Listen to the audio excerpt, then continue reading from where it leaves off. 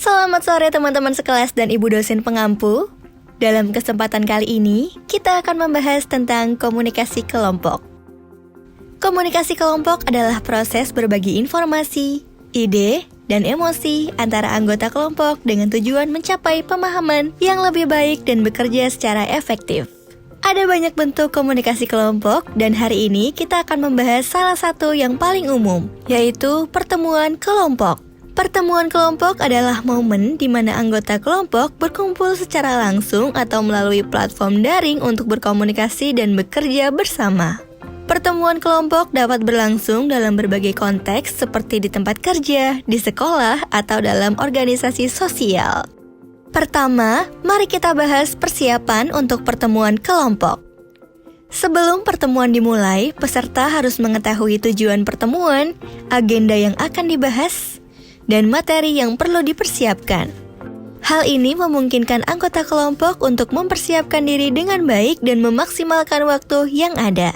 Ketika pertemuan dimulai, seorang pemimpin atau fasilitator mungkin hadir untuk memandu proses. Mereka memastikan bahwa semua anggota kelompok terlibat, memberikan kesempatan kepada setiap orang untuk berbicara, dan menjaga agar diskusi tetap terfokus pada topik yang relevan.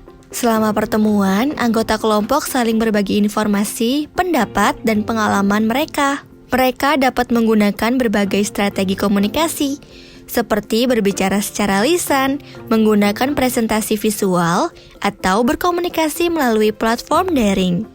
Penting untuk menciptakan lingkungan yang inklusif dan saling menghormati selama pertemuan. Semua anggota kelompok harus merasa nyaman untuk berbicara dan mendengarkan dengan tanpa takut dihakimi atau diabaikan. Selain itu, pertemuan kelompok juga melibatkan kemampuan mendengarkan yang baik. Anggota kelompok harus benar-benar mendengarkan apa yang dikatakan oleh orang lain, mencermati isu yang dibahas, dan memberikan tanggapan yang relevan. Terakhir, setelah pertemuan selesai, penting untuk melakukan tindak lanjut yang tepat. Hal ini mencakup merekap hasil pertemuan, membagikan catatan atau materi yang relevan kepada anggota kelompok, dan menetapkan tanggung jawab untuk tindakan selanjutnya. Salah satu contoh lainnya dari komunikasi kelompok yaitu focus discussion group. Adalah salah satu metode komunikasi kelompok yang digunakan untuk mengumpulkan informasi, memperoleh wawasan, atau mengeksplorasi gagasan tertentu dengan cara yang terstruktur. Biasanya, kelompok diskusi yang difokuskan terdiri dari sejumlah kecil anggota yang dipilih berdasarkan keahlian atau pengalaman mereka terkait topik yang akan dibahas. Salah satu keunggulan kelompok diskusi yang difokuskan adalah adanya interaksi aktif antara anggota kelompok. Mereka dapat saling bertukar ide, berdebat, atau mencari solusi bersama. Melalui diskusi yang terstruktur ini, kelompok dapat mencapai pemahaman yang lebih dalam dan menghasilkan gagasan kreatif. Selanjutnya, kelompok diskusi yang difokuskan melibatkan pemimpin atau moderator yang bertanggung jawab untuk memandu proses diskusi.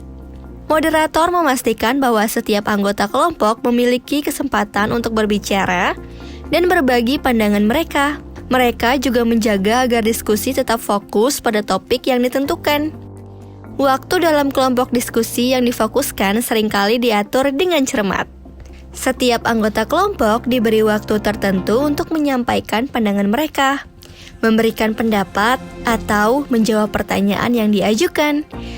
Hal ini membantu memastikan bahwa semua perspektif dihargai dan diskusi berjalan dengan efisien. Itulah penjelasan tentang pertemuan kelompok dan kelompok diskusi yang sebagai salah dua bentuk komunikasi kelompok. Ingatlah bahwa komunikasi yang baik dalam kelompok dapat memperkuat kolaborasi dan menghasilkan solusi yang lebih baik.